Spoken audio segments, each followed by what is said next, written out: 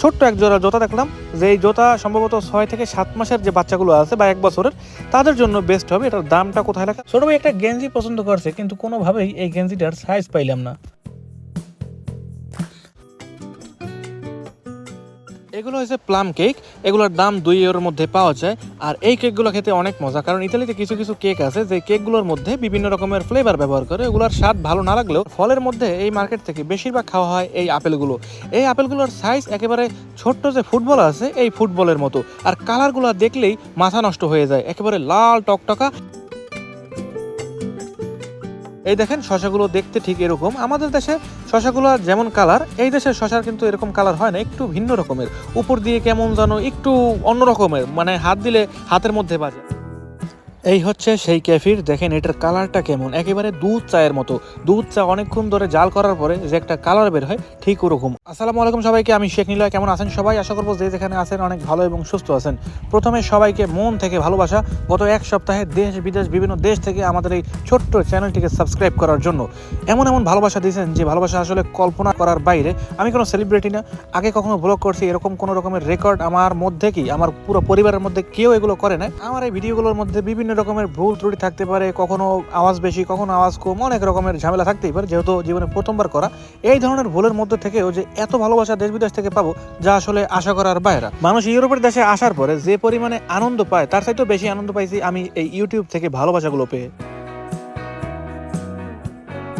এই মার্কেট থেকে আজকে এক প্যাকেট কলম কিনবো, এই কলম কেনার জন্য আসলাম। মার্কেট কিছু সময়ের মধ্যে বন্ধ করে দেবে, আমরা আসলে এইখানে বেশি সময় থাকতে পারবো না। এই যে প্লাস্টিক খেলনাগুলো দেখতেছেন, এগুলো আসলে বালির উপরে খেলে। ইতালিতে গরমের দিনে এমনভাবে মার্কেটগুলোকে সাজায় আর এমন গরমের প্রোডাক্টগুলোকে উঠায়, একেবারে অন্যরকম। মনেই হয় না যে এই জিনিসগুলোকে কিছুদিন পরে ওরা ওদের গোডাউনে রেখে দেবে এবং শীতকালের বিভিন্ন রকমের খেলনা বা শীতকালের যত রকমের পোশাক আছে ওইগুলোর উঠাইবে।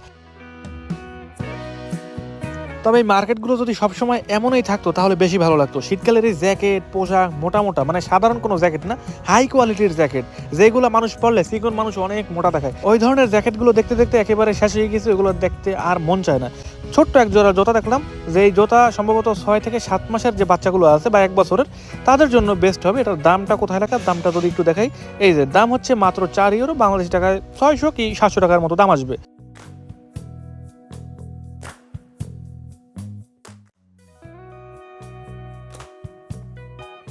এইখানে গরমের কিছু গেঞ্জি আছে যেগুলোর উপরে বিভিন্ন রকমের ডিজাইন করা, ডিজাইনগুলো খুব সুন্দর ছিল। কিছুটার উপরে গাড়ি, আবার হ্যাঙ্গর মাসে স্কেটিং বোর্ড চালায়, না জানো কি একটা বোর্ড আছে যেটা নিচে চাকা লাগানো থাকে, ওইগুলো চালাইতেছে। এই যে বাম পাশে ব্লু কালার ওই গেঞ্জিটার কথা বলতেছি। নিচে কয়েকটা প্যান্ট আছে, এইগুলো 4 থেকে 5 ইউরো 6 ইউরো 7 ইউরো এক একটার এক এক রকমের দাম হয়ে থাকে। যেমন এইটার দাম হচ্ছে 6 ইউরো।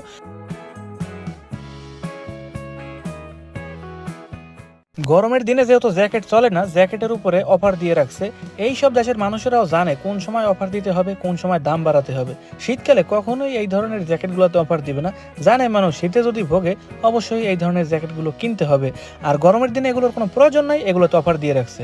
ছোট ভাই একটা গেঞ্জি পছন্দ করছে, কিন্তু কোনোভাবেই এই গেঞ্জিটার সাইজ পাইলাম না। ছোট ভাই যে গেঞ্জিটা পছন্দ করছে ওইটারে অনেকক্ষণ খুঁজে দেখছি, কিন্তু পাইলাম না। ওর চাইতে বড় সাইজ, ওইটা একেবারে ছোট। দেখি পরবর্তীতে কোনো একটা সময় আসবো এবং দেখবো যে ওই গেঞ্জিগুলো আসলে বড় সাইজের আছে কিনা। আজকে যেহেতু মার্কেটের মধ্যে ঢোকার পরে সময় একেবারেই কম, আজকে আর ওইদিকে গেলাম না। আমি একেবারে যে জিনিসটার জন্য আসছিলাম ওইটা নিয়েই এখন বের হয়ে যাব।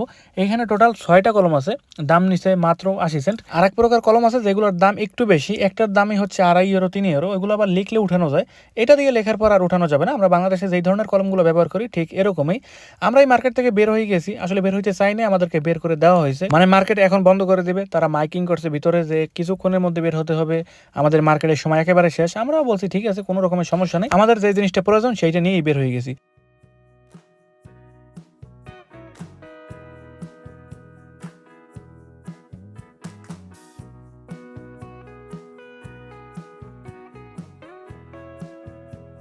এটা হচ্ছে সম্ভবত ব্লু কালারের, হ্যাঁ এটা হচ্ছে ব্লু কালার। আর একটা কালা, মানে উপরের কভারটাও কালা আর কালিও কালা, আর এটার উপরেরটাও নীল, ভিতরের কালারটাও নীল বা ব্লু, যাই হোক একই সব।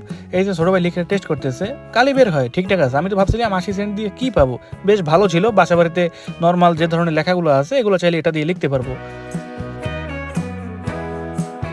আগে আগে আমরা খাবারের মার্কেটগুলোতে প্রত্যেকদিন আসলেও বর্তমান দিনগুলোতে আমরা প্রতিদিন আসতে পারি না। কাজ শেষ করে বাসায় যে একটু রেস্টও নিতে পারি না, তার মধ্যে আবার মনে হয় সকালে যাওয়ার জন্য প্রস্তুত হতে হয়।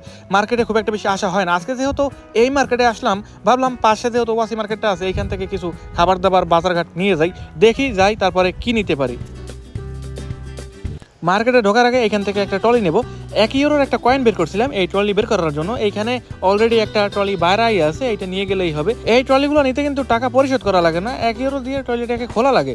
এরপরে যখন আবার এইটাকে ভিতরের দিকে রাখবো একেবারে ঠিকঠাকভাবে, তারপরে আমার এই কয়েনটাকে আবার তারা ফিরিয়ে দেবে। একটা চাবির মতো থাকে, ওটা দিয়ে খোঁচা দিলে তারপর অটোমেটিকভাবে ভিতর থেকে 1 ইউরোর পয়সাটা বের হয়ে যায়। আর এইটাকে যেহেতু রাস্তার মধ্যে পাইছি, মানে এটার লকটা সম্ভবত নষ্ট ছিল, যে হয়তো বা ওখানে রেখে গেছে সে হয়তো বা ঠিকঠাকভাবে রাখতে পারে না, যার কারণে এটা এরকম বাইরেই পড়ে রয়েছে।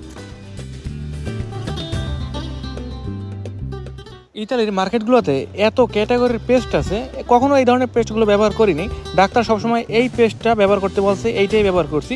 এছাড়া যত পেস্ট আছে এগুলো দিয়ে দাঁত মাজার পরে আসলে এগুলোর ফলাফল যে কী আসবে তা আমি ঠিক বলতে পারবো না। এক একটা পেস্ট 6 ইউরো, 7 ইউরো, 8, 10, 12 ইউরো পর্যন্ত আছে। বাংলাদেশ টাকায় 2-2.5 হাজার টাকার মতো এক একটা পেস্টের দাম আসবে। এখান থেকে আজকে পেস্ট নিব না, জাস্ট দেখার জন্য আসছিলাম। এগুলো হচ্ছে প্লাম কেক, এগুলোর দাম 2 ইউরোর মধ্যে পাওয়া যায়। আর এই কেকগুলো খেতে অনেক মজা, কারণ ইতালিতে কিছু কিছু কেক আছে যে কেকগুলোর মধ্যে বিভিন্ন রকমের ফ্লেভার ব্যবহার করে। এগুলোর স্বাদ ভালো না লাগলেও এই কেকটা যে খাবে তার কাছে ভালো লাগবেই। এইখান থেকে একটা কর্নেট তো নিয়েছিলাম। মাঝে মাঝেই সকালবেলা এই ধরনের খাবারগুলো খাওয়া হয়।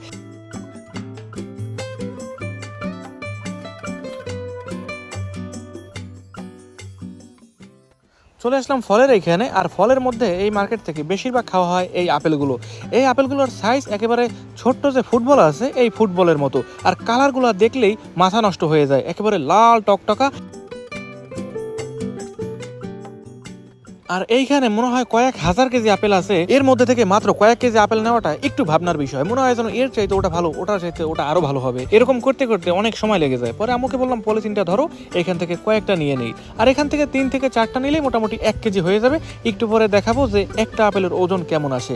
আপেলের গায়ে কখনো কখনো একটু চাপ লাগানো থাকে, ওই ধরনের আপেলগুলো নিব না, কারণ অনেকে হাত থেকে এমনভাবে এগুলোর মধ্যে রাখার পরে এগুলো একেবারে নষ্ট হয়ে যায়। উপরের দিকটা দেখেন, একটা আপেলের ওজন প্রায় 355 গ্রাম, এর চাইতে বড়টা আছে, অর্থাৎ 2-3টা আপেলেই 1 কেজি হয়ে যায়। এখানে আমরা মাত্র 2 কেজি 100 গ্রাম আপেল নিছি। দেখা যাক কত ইউরো দাম আসে। দাম আসছে 2 ইউরো 71 সেন্ট, বাংলাদেশি টাকায় প্রায় 400 টাকা। আমরা অনেকেই আছি একেবারে খাঁটি জুস খাইতে চাই, যে জুসের মধ্যে কোনো রকমের কিচ্ছু মিক্স করা থাকবে না। একটা জুস ব্লেন্ডার করার পরে যেরকম জুস আমরা চাই সেই জুসও কিন্তু ইতালির মার্কেটগুলোতে পাওয়া যায়। এই জুসটা নিছি, এই জুস কখনো ট্রাই করা হয় না, দেখেন কি পরিমাণে ঘন। আর এটার মধ্যে কিচ্ছু ব্যবহার করা হয় না, একেবারে 100% পেশকা ফল দিয়ে তৈরি করা হয়েছে। আর এটার দাম ছিল মাত্র 1 ইউরো 19 সেন্ট, যা বাংলাদেশি টাকায় 220-30 টাকার মতো আসতে পারে। বাবা এখান থেকে কিছু কলা নিয়ে নিছে। আমি কাজে গেলে দুপুরে খাওয়ার জন্য বাসায় আসি না, এই ধরনের কলাগুলোকে প্রায় সময় নিয়ে যাই। রাস্তাঘাটে বসে এরকম কলা খাওয়া যায়, কিন্তু আমাদের দেশি ভাত রুটি এই ধরনের জিনিসগুলো খেলে কেমন যেন ওরা তাকাই থাকে, যার কারণে এই ধরনের ফল কলা এগুলোকে মাঝে মধ্যেই নেই।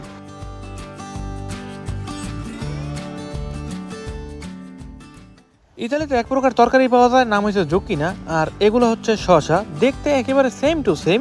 এই দেখেন শসাগুলো দেখতে ঠিক এরকম। আমাদের দেশে শসাগুলো যেমন কালার, এই দেশের শসার কিন্তু এরকম কালার হয় না, একটু ভিন্ন রকমের। উপর দিয়ে কেমন যেন একটু অন্য রকমের, মানে হাত দিলে হাতের মধ্যে বাজে। আর আমাদের দেশে একেবারে মিষ্টি লেবুর মতো। অল্প কয়েকটা শসা নিয়ে নিছি, মাঝে মাঝে এই শসাগুলোকে বানাই খাওয়া হয়। এইগুলো হয়েছে জুকিনা। একটু আগে যে শশা দেখাইছিলাম, শশা আর জুকিনা একেবারে সেম যা বলছিলাম। আর জুকিনার উপরে কিছুটা লাউয়ের মতো, আমাদের দেশে লাউয়ের উপরে যেমন একটু কাটা কাটা থাকে না যেন কেমন, এই দেশেটার উপরেও ঠিক তেমনই। আর এই জুকিনাগুলোকে একেবারে মনে হয় কিছুক্ষণ আগে গাছ থেকে পেরে আনছে। আর এই জুকিনার স্বাদ একেবারে লাউয়ের মতো।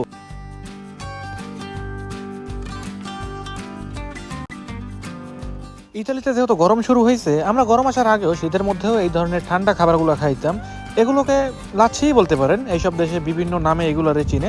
আমার এইখানে সবচেয়ে বেশি পছন্দ হয়েছে এইটা, 1 ইউরো 40 সেন্ট করে এটা বিক্রি করে। এটা হচ্ছে মাল্টি ফ্রুট, বিভিন্ন রকমের ফল দিয়ে তারপর এটাকে তৈরি করছে। এটার স্বাদ কিছুটা মিষ্টি, আর কিছু কিছু আছে যেগুলোর মধ্যে খুব একটা বেশি চিনি ব্যবহার করে না, খেতে কিছুটা টক দইয়ের মতো, কিন্তু ভিতরে ফলের বিভিন্ন রকমের ফ্লেভার বা ফল দিয়ে যেহেতু তৈরি করে, ফলের স্বাদ একটু থাকেই, আবার অনেকটার মধ্যে আস্ত ফল থাকে। এইখান থেকে একটা দই নিছি আর একটা ক্যাফির নিছি, যেটা একটু দেখাইছিলাম €1.40। আমাদের আজকের কেনাকাটা এই পর্যন্তই। এখন যাব বাইরে যে এইটাকে খাবো।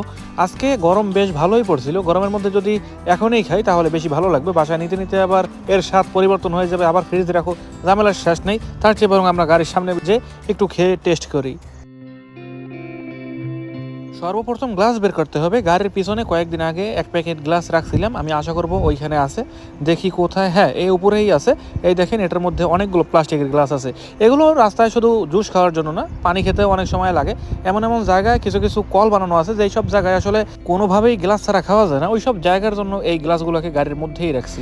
একটু আগে যে জুসটা দেখাইছিলাম একেবারে 100% ফল দিয়ে তৈরি করছে, যেটার মধ্যে কোনো রকমের চিনি ব্যবহার করে না। ওইটা ছোট ভাই খাওয়ার পর বলতেছে কোনো রকমের স্বাদ নাই, তেমন একটা মজা পাইলাম না, দয়া করে এই ধরনের ফলগুলো কেউ খাবেন না। আমি একটু টেস্ট করি, দেখি ছোটো ভাই যা বলছে তা ঠিকঠাক আছে কিনা। এমনভাবে ফলটা ঘন মনে হইতেছে ফল একেবারে মানে ফলের মধ্যে কিচ্ছু ফেলায় না, একটা ফল একেবারে ব্যালেন্ডার করে এই বোতলে ভরে দিছে। ও মাই গড, এর যা স্বাদ ছিল, নেক্সট টাইম আমি মনে হয় না এই ধরনের ফলের জুসগুলো আর খাবো। এগুলো যারা একেবারে 100% ফল পছন্দ করে তারাই এগুলো খাবে, কিন্তু যারা আবার স্বাদ পছন্দ করে যে জুসের মধ্যে অবশ্যই স্বাদ থাকতে হবে, তাদের জন্য এই জুসগুলো ঠিক হবে না। এই হচ্ছে সেই ক্যাফির, দেখেন এটার কালারটা কেমন, একেবারে দুধ চায়ের মতো। দুধ চা অনেকক্ষণ ধরে জাল করার পরে যে একটা কালার বের হয় ঠিক ওরকম, আর এত পরিমাণে ঘন ছিল, পুরোটা একেবারে গ্লাসের সাথে লেগে থাকে। এইটা আসলে রমজান মাসে অনেকদিন খাইছিলাম। ইফতারিতে আবার এই ধরনের ঠান্ডা জিনিসগুলো খাইলে মনে হয় অন্য জিনিস লাগেই না। আজকের এই ছোট্ট ভিডিওটা ছিল এ পর্যন্তই। ভিডিওর মধ্যে কোনো রকমের ভুল হয়ে থাকলে অবশ্যই ক্ষমা করে দেবেন। দেখা হবে পরবর্তী কোনো নতুন ভিডিওতে। ভালো থাকবেন, সুস্থ থাকবেন, নিজের খেয়াল রাখবেন। বাই বাই সবাইকে, আজকের মতো এখান থেকেই।